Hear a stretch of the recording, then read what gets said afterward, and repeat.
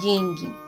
Универсальный товар, с помощью которого можно обменивать различные товары и услуги, а также создавать накопления.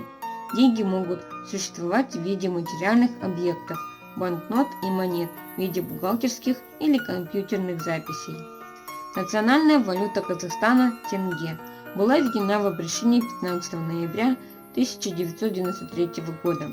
Название тенге происходит от средневековых тюркских серебряных монет денге или таньга, от которых произошло и название русской монеты деньга и само слово деньги. Первые деньги суверенного Казахстана были отпечатаны старейшей английской компанией Харрисон и сыновья. К слову, этот заказ принес компании Харрисон и сыновья мировую славу и особую награду «Золотой знак королевы Великобритании». Именно поэтому на почетном месте в офисе компании висит щит с изображением казахстанской валюты. Собственная фабрика открылась в стране уже в 1995 году. А вот первые казахстанские монеты были отчеканены в Германии.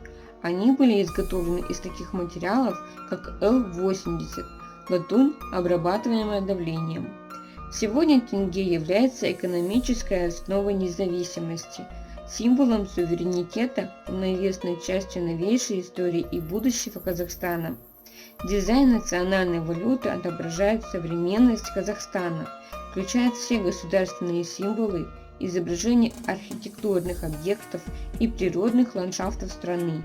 У казахстанского тенге около 20 степеней защиты, поэтому он в числе самых защищенных валют мира.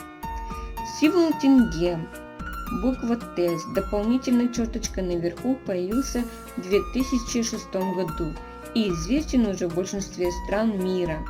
За прошедшие годы казахстанская денежная единица получила признание на международном рынке. Зарубежные эксперты по праву считают, что тенге – одна из самых надежных и стабильных валют на пространстве СНГ и Центральной Азии.